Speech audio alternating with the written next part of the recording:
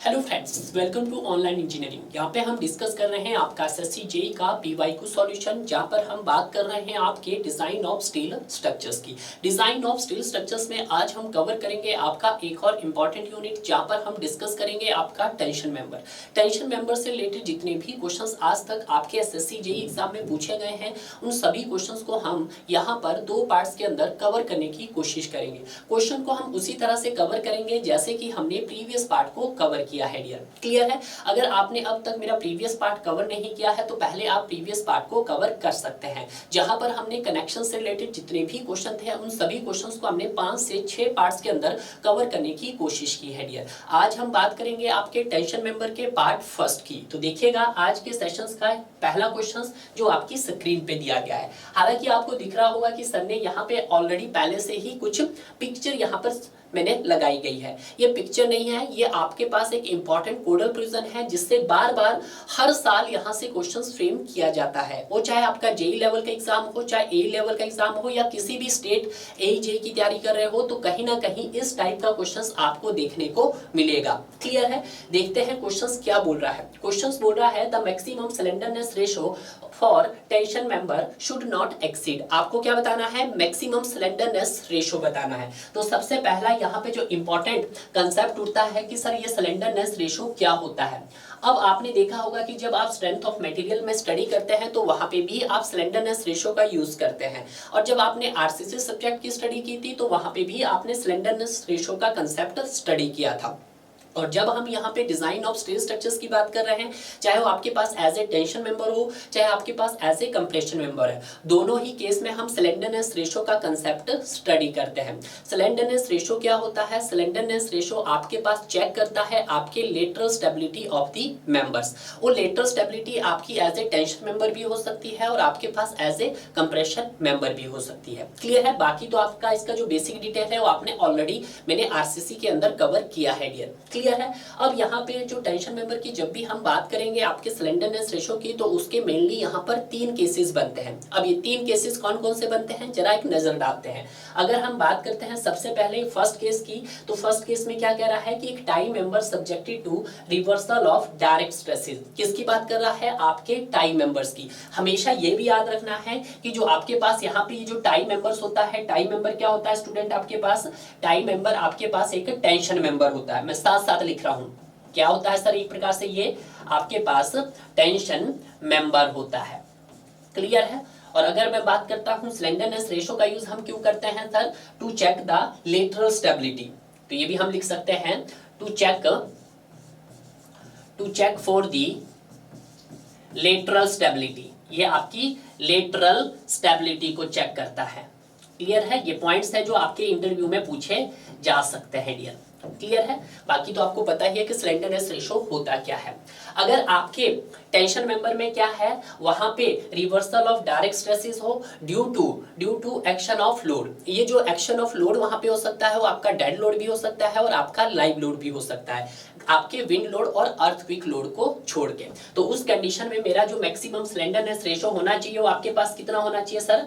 180 होना चाहिए। क्लियर है? अगर मैं बात करता हूं सेकंड केस की, तो सेकंड केस में भी क्या है कि आपके पास एक टाई मेंबर है, बट आज जो वहां पे लोड का इफेक्ट जो कंसीडर किया जा रहा है वो किसके कारण है? वो आपके विंड लोड और अर्थक्वेक के कारण आ रहा है। क्लियर है? हमेशा याद रखना कि जब भी हम विंड लोड की बात करते हैं और अर्थक्वेक लोड की बात करते हैं तो दोनों की जो पॉसिबिलिटी बनती है वो एक साथ नहीं बनती है। या तो आपका सिंगल ए टाइम या तो विंड लोड ही आएगा या फिर आपका अर्थक्वेक ही आएगा। क्लियर है? तो उस कंडीशन में आपकी जो मैक्सिमम सिलेंडरनेस रेशो होती है वो आपके पास कितनी होती है सर? 350 होती है। अब हम बात करते हैं इसके लास्ट केस की, और लास्ट केस में क्या बोला है कि एक मेंबर ऑलवेज अंडर टेंशन, कि एक मेंबर है जो ऑलवेज कैसा है? आपका अंडर टेंशन है, other than pre tension member. तो उस कंडीशन में आपका सिलेंडरनेस रेशो कितना होता है सर? आपका 400 होता है। हमेशा याद रखना कि जब भी हम बात करते हैं आपके किसकी सर? टेंशन मेंबर की, तो टेंशन मेंबर में जो आपका सिलेंडरनेस का जो रेशो होना चाहिए वो आपका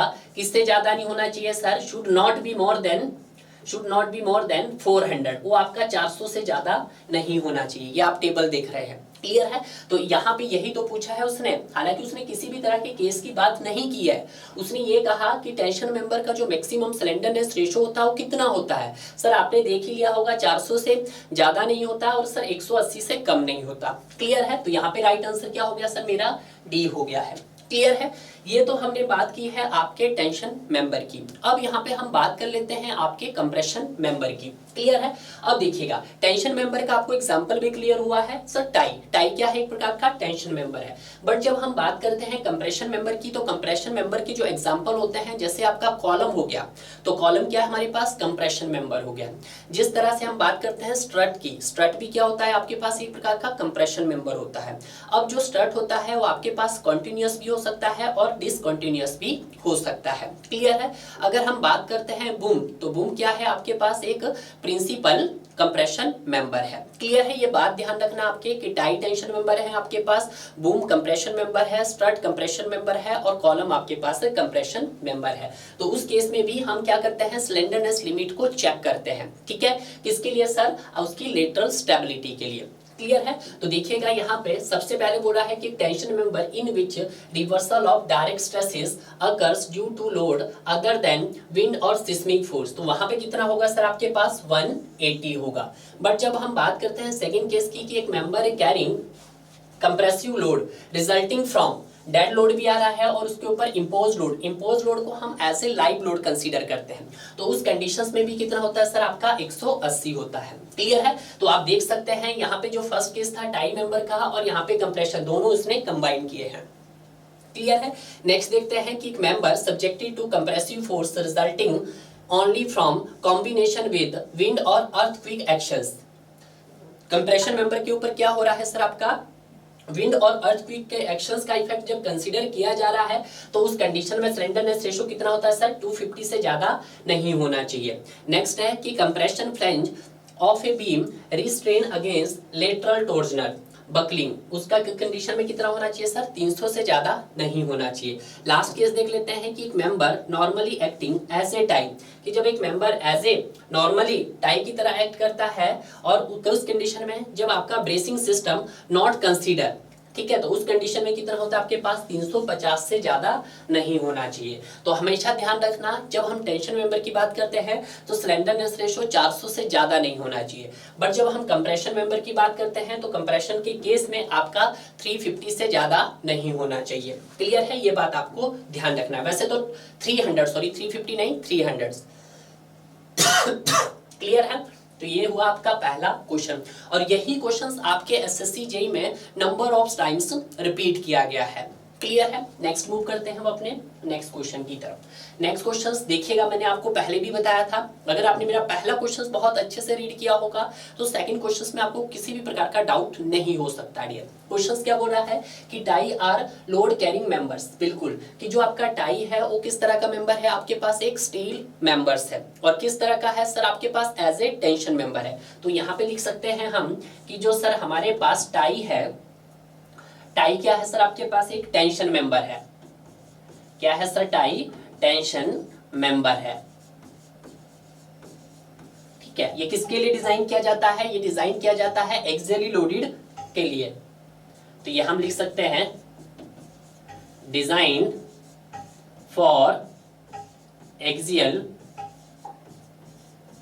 लोड के लिए, ठीक है। तो ये क्वेश्चंस पूछा जा सकता है। पहला तो पूछ लिया जाएगा कि टाई क्या है हमारे पास, सर टाई है आपके पास टेंशन मेंबर, क्लियर है।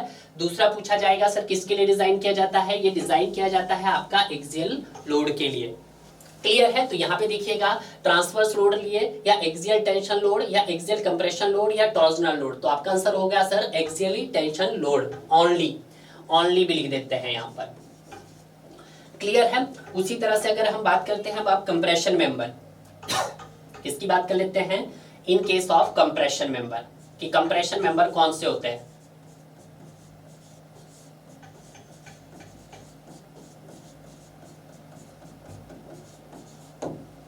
ठीक है, तो जब हम यहाँ पे कंप्रेशन मेंबर की बात करते हैं तो जो स्ट्रट है आपके पास क्या है, कंप्रेशन मेंबर है। अब जो स्ट्रट हो सकता है वो आपके पास क्या हो सकता है सर, कॉन्टिन्यूअस भी हो सकता है और डिसकंटिन्यूअस भी हो सकता है। तो ये भी आप लिख दीजिएगा। ये क्या हो सकता है सर, आपके पास कॉन्टिन्यूअस भी हो सकता है और आपके पास डिसकंटिन्यूअस भी हो सकता है। ठीक है, ये बात ध्यान रखना है। उसके बाद हम बूम की बात करते हैं।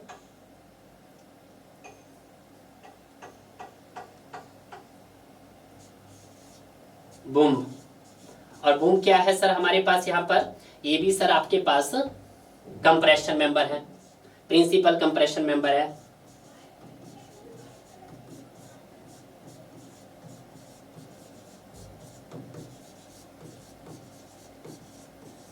ठीक है, तो ये आपको ध्यान में रखना है क्योंकि यहाँ से क्वेश्चंस बार बार आपके एग्जाम के अंदर फ्रेम किए जा सकते हैं। क्लियर है, तो यहाँ से आपको आंसर भी मिल गया है और आपको ये एक्स्ट्रा डिटेलिंग भी मिली। ये जो डिटेलिंग है आपसे काफी बारी इंटरव्यू के अंदर भी पूछी जा सकती है। क्लियर है, नेक्स्ट देखते हैं। नेक्स्ट क्या बोल रहा है कि as per the code the permissible stress in axial tension, आपको क्या बताना है, permissible stress in axial tension की बात कर रहा है, यानी कि आपको किसके अकॉर्डिंग बताना है सर, इस क्वेश्चंस को according to working stress method बताना है। ठीक है, आपके पास एक्सियल टेंशन भी हो सकता है और एक्सियल कंप्रेशन भी हो सकता है। अगर आपने मेरा पहला इंट्रोडक्टिव पार्ट कवर किया होगा तो वहां पे भी मैंने इस तरह का क्वेश्चंस कवर करवाया है, और अगर आपने कनेक्शन डिस्कस किया होगा अच्छे से तो मैंने कनेक्शन में भी इस तरह का क्वेश्चंस पूछा गया है। आज टेंशन मेंबर से रिलेट पूछा गया है तो आज हम टेंशन मेंबर के रिलेट बात करेंगे। क्लियर है, इन न्यूटन पर mm स्क्वायर। तो सबसे पहले आपको ये चीज क्लियर होनी चाहिए कि जो permissible stress in axial tension, यानी कि जो स्ट्रेस की जो यूनिट होगी यहाँ पर वो क्या होगी सर, न्यूटन पर mm स्क्वायर होगी। क्लियर है, net effective area of the section shall not exceed Fy is the minimum yield stress steel in, आपको क्या बताना है यहाँ पर, एक्सियल टेंशन। तो इसके लिए इंपॉर्टेंट कोडल प्रोविजन है, इंपॉर्टेंट कोडल प्रोविजन।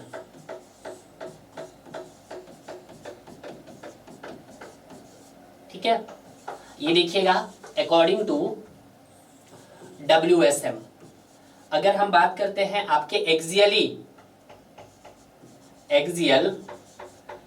आपके पास टेंशन भी हो सकता है सर और आपके पास कंप्रेशन भी हो सकता है। तो यहाँ पे हम लिख सकते हैं सर एक्सियली टेंशन भी हो सकता है और एक्सियली आपके पास कंप्रेशन भी हो सकता है। अगर मैं इसकी नोटेशन देखता हूँ, नोटेशंस भी आपको पता होनी चाहिए। तो इसको मैं सिग्मा AT से नाम दूंगा, T फोर्स टेंशन हो गया, और इसको सिग्मा BT से नाम दूंगा। क्लियर है, तो अगर मैं इनकी वैल्यूज की बात करता हूं तो इनकी वैल्यूज क्या होती है, तो सर इनका ये परमिसिबल वैल्यू होती है 0.6 Fy होती है। इसकी भी कितनी होती है सर, 0.6 Fy होती है। सर Fy क्या है आपके पास, यील्ड स्ट्रेस ऑफ स्टील है। Fy क्या है, यील्ड स्ट्रेस ऑफ स्टील। अब यील्ड स्ट्रेस ऑफ स्टील आपके पास 250 हो सकता है, 415 हो सकता है और आपके पास 500 हो सकता है। ठीक है, तो यहाँ पे आपका आंसर क्या हो जाएगा सर, इसका बी इसका राइट आंसर हो गया है। अब इसी तरह से जब हमने एक्सियल की बात कर लिया है तो हम as a bending in tension और बेंडिंग इन कंप्रेशन की बात भी कर लेते हैं। तो नेक्स्ट आता है आपके पास बेंडिंग इन टेंशन और बेंडिंग इन कंप्रेशन। अगर बेंडिंग इन टेंशन की बात करता हूं तो देखिएगा, तो यहाँ पे हम लिख देते हैं ये आपके पास टेंशन भी हो सकता है और कंप्रेशन। वैसे तो कंप्रेशन ही रहता है मोस्टली, बट कोई बात नहीं, अगर आपको कभी कभी पूछ लिया जाएगा तो आपको ये चीजें क्लियर होनी चाहिए। नोटेशन की बात करते हैं तो इसको मैं लिखता हूँ सिग्मा BT और इसको लिखता हूँ मैं सिग्मा BC। ठीक है, क्योंकि C for compression, T for tension हो गया। ठीक है, ये BC, ये AB सॉरी, सिग्मा AC। ये जो है आपके पास एक्सियली कंप्रेशन, तो एक्सियली कंप्रेशन सिग्मा AC।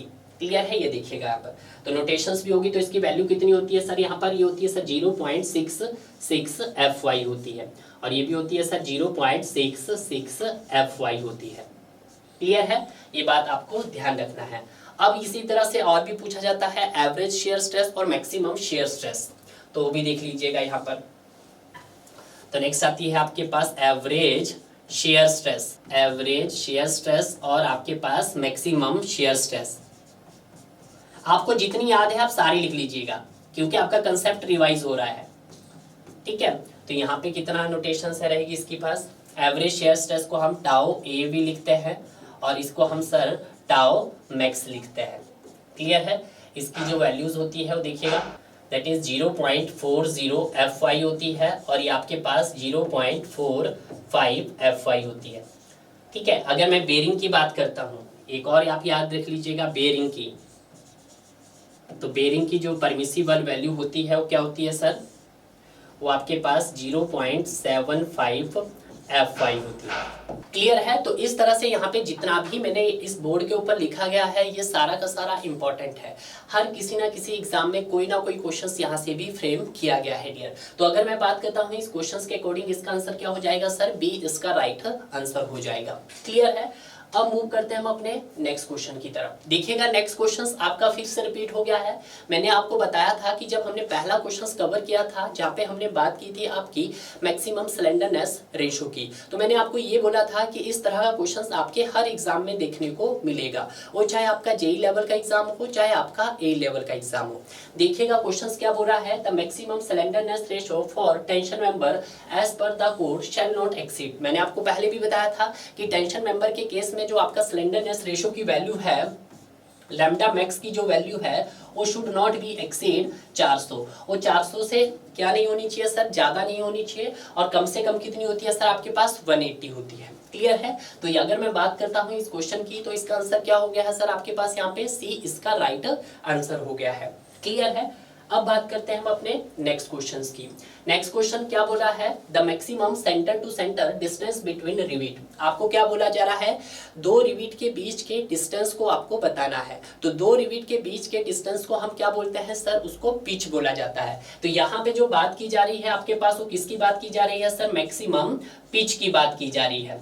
ठीक है, मैक्सिमम पिच बोलो या हम इसको स्पेसिंग भी बोल सकते हैं। ठीक है, ये बात आपको ध्यान रखना है। ठीक है, तो इसको मैं रिप्रेजेंट करूंगा आपका पी से भी कर सकता हूं और एस से भी कर सकता हूं। आपको मैं टेंशन मेंबर में भी बताऊंगा और आपको मैं एज ए कंप्रेशन मेंबर की बात भी करूंगा। जब हम बात करते हैं मैक्सिमम पिच की, maximum pitch in case of tension member, किसकी बात कर रहे हैं हम, आपके टेंशन मेंबर में देखना है आपको। ठीक है, ये किसकी बात कर रहे हैं हम, एज ए रिविट कनेक्शन की बात कर रहे हैं। यहाँ पे रिविट बोला गया है। ठीक है, तो हम यहाँ पे भी लिख सकते हैं आपके पास दैट इज रिविट कनेक्शन के लिए, रिविटेड कनेक्शन।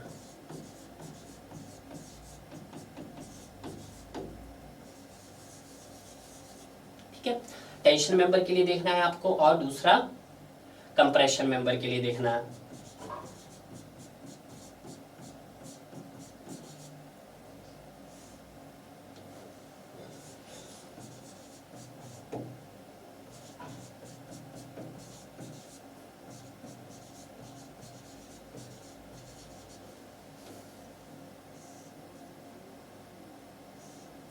तो क्या होता है सर आपके पास, वो मिनिमम होता है। टेंशन मेंबर की बात कर रहे हैं, मिनिमम किस किस का होता है सर, 16T और आपके पास 200 mm का। ठीक है, और उसी तरह से अगर हम बात करते हैं कंप्रेशन के केस में, तो ये भी क्या होता है सर आपके पास, मिनिमम होता है। मिनिमम कितना होता है सर आपके पास, दैट इज 12T और आपके पास 200 mm होता है। क्लियर है। जहाँ पे T क्या है, थिकनेस ऑफ थिनर प्लेट है। T क्या है सर आपके पास, तो T लिख दीजिएगा आप, thickness of thinner plate.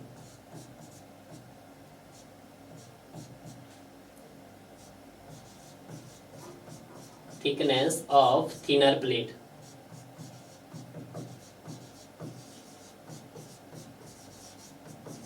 Clear है। तो आज किसके रिलेटेड बात की जा रही है, आज आपके एज ए टेंशन मेंबर के रिलेटेड बात की जा रही है। तो टेंशन मेंबर के केस में क्या होगा सर, 16T और 200 mm। अब सपोज कीजिएगा कि जो आपके पास यहाँ पे थिकनेस ऑफ थिनर प्लेट है वो सपोज करो 10 mm की हो सकती है, 12 mm की हो सकती है और 20 mm। मान लेते हैं हमारे पास 10 mm की है। कितनी ले ली है सर हमने यहाँ पर, 10 mm की ले ली है। तो अगर मैं इसको सॉल्व करना चाहूँ तो 16T इंटू 10 क्या हो जाएगा आपके पास, तो ये हो जाएगा सर 16T इंटू 10, तो आपके पास ये हो जाएगा 160, और इसको करूंगा मैं तो ये हो जाएगा 12 इंटू 10 120 mm। क्लियर है।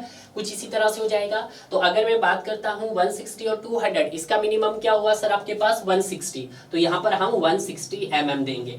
ठीक है, उसी तरह से अगर बात करता हूँ कंप्रेशन मेंबर में, 12T मतलब 120 mm और 200 मिनिमम क्या हुआ सर, 120 mm हुआ। क्या हो गया सर, 120 mm हो गया। क्लियर है। तो अगर हम बात करते हैं इसके आंसर की, तो यहाँ पे आंसर क्या हो जाएगा, हालांकि उसने दिया था थिकनेस ऑलरेडी कितना दिया था सर 10 mm, तो आपका आंसर क्या हो जाएगा सर 160, और 200 का मिनिमम क्या है सर 160 है। तो यहाँ पे राइट आंसर क्या हो जाएगा सर आपके पास बी इसका राइट आंसर हो जाएगा। क्लियर है, वेरी वेरी इंपॉर्टेंट है।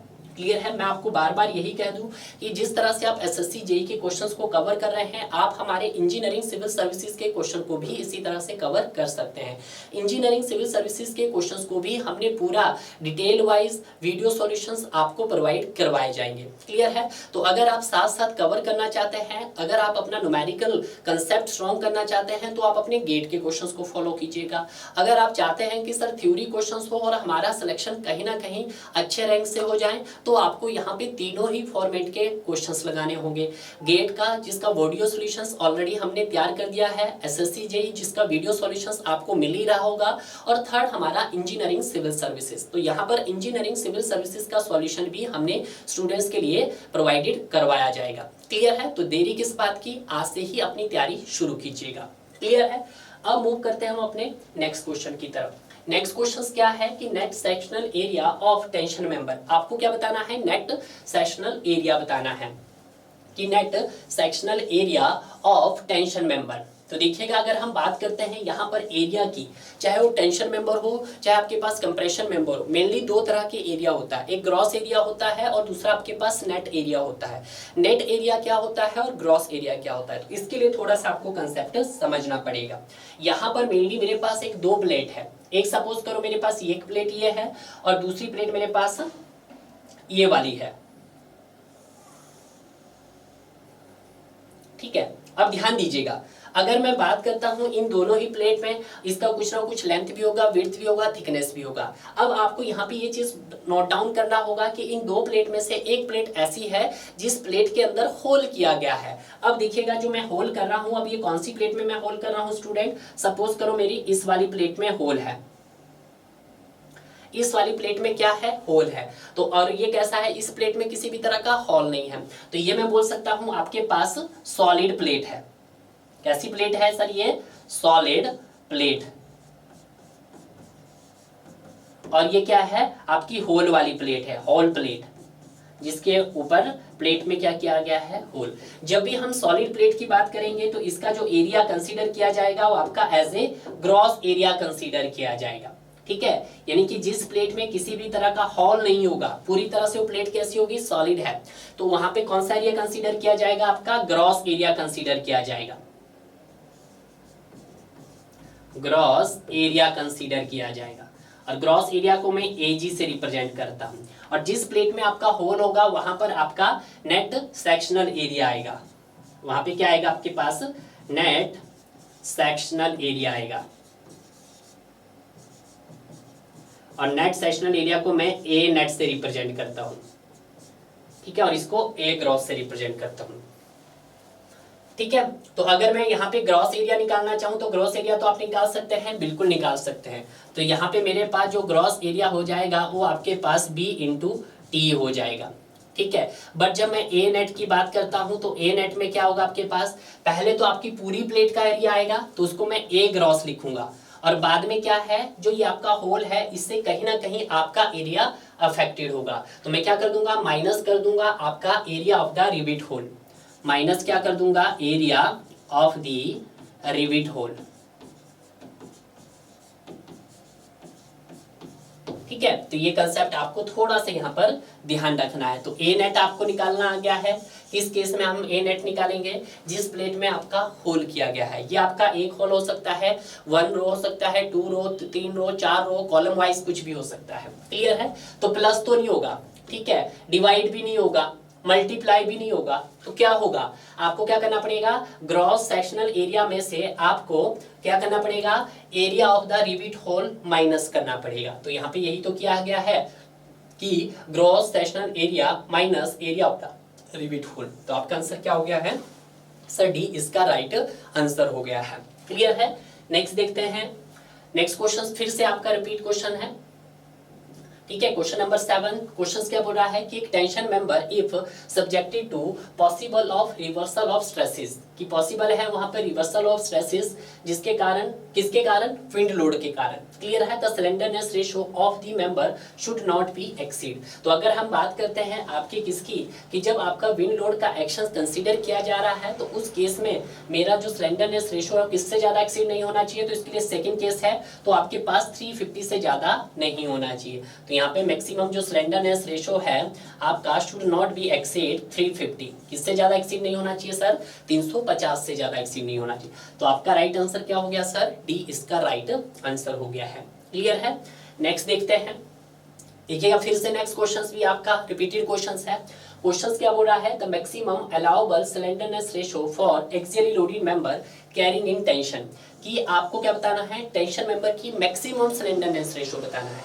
तो टेंशन मेंबर की जो मैक्सिमम स्लेंडरनेस रेशियो होती है वो आपकी 400 से ज्यादा एक्सीड नहीं करनी चाहिए। तो जो मैक्सिमम स्लेंडरनेस रेशियो है वो should not be more than 400। Clear है। नंबर ऑफ टाइम्स ये क्वेश्चंस रिपीट हो रहा है। तो आपका आंसर क्या है सर, डी इसका राइट आंसर है। क्लियर है। नेक्स्ट देखते हैं, नेक्स्ट क्या बोल रहा है कि tie is tension member, compression member या फ्लेक्सुरल मेंबर। ठीक है। तो अगर मैं बात करता हूं टाई क्या है आपके पास, टेंशन मेंबर है, तो यहाँ पे लिख देते हैं टाई। ठीक है। और जो टाई है आपके पास ये क्या करता है, आपके एक्सियली लोड को कैरी करता है। ठीक है, जो मैंने अभी बताया है। ठीक है। बट जब हम बात करते हैं कंप्रेशन मेंबर की एग्जांपल की, तो कंप्रेशन मेंबर में क्या क्या आ जाता है आपका सर, कॉलम आ जाता है। ठीक है, आपका स्ट्रट आ जाता है, और क्या आ जाता है आपका बूम आ जाता है। ठीक है। तो ये क्या है सर आपके पास, ये हमारे पास कंप्रेशन मेंबर है। तो ए इसका राइट आंसर हो गया है। क्लियर है। नेक्स्ट देखते हैं, नेक्स्ट क्या बोल रहा है कि splices cover and its connection in a tension member, कि जब हम टेंशन मेंबर की बात करते हैं तो वहां पे हम कनेक्शंस प्रोवाइड करते हैं एज ए सप्लाइसिस कवर। क्लियर है। तो सबसे पहले तो जो यहाँ पे पता होना चाहिए कि जो आपका ये जो सप्लाइसिस कवर होता है इसका मेन फंक्शंस क्या है और ये किसके लिए डिजाइन किया जाता है। क्लियर है। तो अगर हम बात करते हैं सप्लाइसिस की, तो ये क्या करता है, to develop the net tensile strength of the main member या to carry the 50% load of the main member in tension member, splices are not recommended. देखिएगा सी तो नहीं हो सकता है, क्योंकि टेंशन मेंबर में आपकी जो सप्लाइसिस होती है वो आपकी रिकमेंडेड होती है। ठीक है। तो अगर हम बात करते हैं जो आपका टेंशन मेंबर के लिए एज ए कनेक्शन हम जो सप्लाइसिस कवर वहां पे प्रोवाइड करते हैं, वो किसके लिए प्रोवाइड करते हैं, ताकि वहां पे डेवलप्ड हो सके आपका नेट टेंसाइल स्ट्रेंथ। तो आपका राइट आंसर क्या हो जाएगा सर, ए इसका राइट आंसर हो जाएगा। क्लियर है। अब नेक्स्ट देखते हैं, नेक्स्ट क्या बोल रहा है कि द वर्किंग स्ट्रेस की बात कर रहा है फॉर स्ट्रक्चरल स्टील। तो अगर यहाँ पे बात कर रहा है आपका ये स्ट्रक्चरल स्टील, तो स्ट्रक्चरल स्टील किसका बात कर रहा हो, आपके माइल्ड स्टील की बात कर रहा है। किसकी, माइल्ड स्टील की बात कर रहा है। और माइल्ड स्टील का जो ग्रेड होता है वो आपके पास Fe250 होता है। क्लियर है। तो अगर मैं बात करता हूँ इस केस में जो आपका Fi होगा, तो Fi क्या होगा सर, मेरे पास आपके पास 250 न्यूटन पर mm² होगा। क्लियर है। आपको क्या निकालना है, वर्किंग स्ट्रेस। वर्किंग स्ट्रेस बोलो या परमिसिबल स्ट्रेस बोलो, तो ये क्या हो जाएगा आपके पास, सिग्मा 80 टेंशन में, sigma 80 is equal to 0.6 Fy, तो ये हो जाएगा 0.6 to 50। तो यहाँ से कितना आ जाएगा आपके पास 150 न्यूटन पर mm²। क्लियर है। तो यहाँ पे जो राइट आंसर हो जाएगा आपके पास क्या हो जाएगा सर, सी इसका राइट आंसर हो जाएगा। हमेशा याद रखना जब भी वो स्ट्रक्चर स्टील की बात कर रहा है तो किसकी बात कर रहा होगा, as a mild steel Fe250 की बात कर रहा है। क्लियर है। नेक्स्ट देखते हैं, नेक्स्ट बोल रहा है लग एंगल्स। अब देखिएगा यहाँ पे सबसे पहले पता होना चाहिए कि जो लग एंगल्स है उसका यूज हम क्यों करते हैं। लग एंगल्स का यूज हम इसीलिए करते हैं कि जो भी आपके कनेक्शन की लेंथ बढ़ रही होती है, अगर आपको उस कनेक्शन की लेंथ को कम करना हो तो हम लग एंगल्स का यूज करते हैं। दूसरा कि जो भी आपके टेंशन मेंबर में क्या होगा, जो शेयर लेग का जो इफेक्ट कंसीडर किया जा रहा था उस इफेक्ट को ये क्या करता है सर, मिनिमाइज करता है। यही दो इसके क्या है, मेन फंक्शन है। क्लियर है। तो यहाँ पे अगर मैं बात करता हूँ किसकी सर, लग एंगल्स की। अब जो लग एंगल्स हो सकते हैं वो आपके पास इक्वल भी हो सकते हैं और अनइक्वल भी हो सकते हैं। ऐसा जरूरी नहीं है कि वो आपके पास अनइक्वल ही होगा, नेसेसरी नहीं है। ठीक है। तो यहाँ पे लिख सकते हैं reduce the length of connections, तो ये आप लिख सकते हैं reduced the length of connection. Connection की लेंथ को क्या कर देता है, कम कर देता है। और reduce the effect of share lag,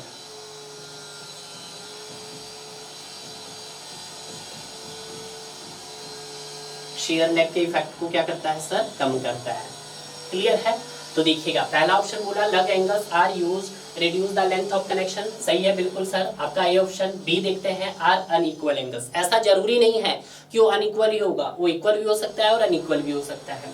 ठीक है, तो बी भी नहीं हो सकता है। अब जब बी नहीं हो सकता है तो ऑब्वियसली बात है यहाँ पे डी भी नहीं हो सकता है। सी देखते हैं इंक्रीज द शेयर लेग, नहीं ये शेयर लेग को क्या करता है, इंक्रीज नहीं करता है जबकि उसको डिक्रीज करता है डियर। क्लियर है? तो राइट आंसर क्या हो गया आपके पास सर, यहाँ पर ए इसका राइट आंसर हो गया है। क्लियर है? नेक्स्ट देखते हैं आज का लास्ट क्वेश्चन। आज का लास्ट क्वेश्चन क्या बोला है कि net sectional area of tension member is equal to its cross sectional area. यहाँ पे किसकी बात कर रहे हैं, आपका नेट एरिया की बात कर रहे हैं। ठीक है, अभी मैंने आपको बताया कि ए नेट क्या होता है आपके पास, ए नेट होता है आपके पास gross cross sectional area, gross cross sectional area minus area of the rivet hole, area of the rivet whole.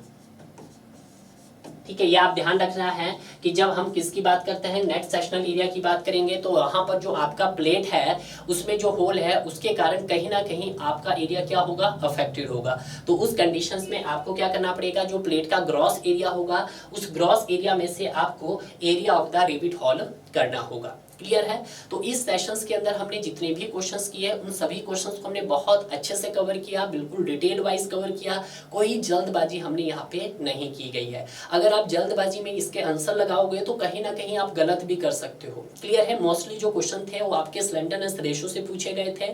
ध्यान रहे, अगर आप टेंशन मेंबर के इंजीनियरिंग सिविल सर्विसेज के क्वेश्चन को भी साथ साथ फॉलो करेंगे तो आपको बहुत अच्छा आपका रिविजन हो जाएगा।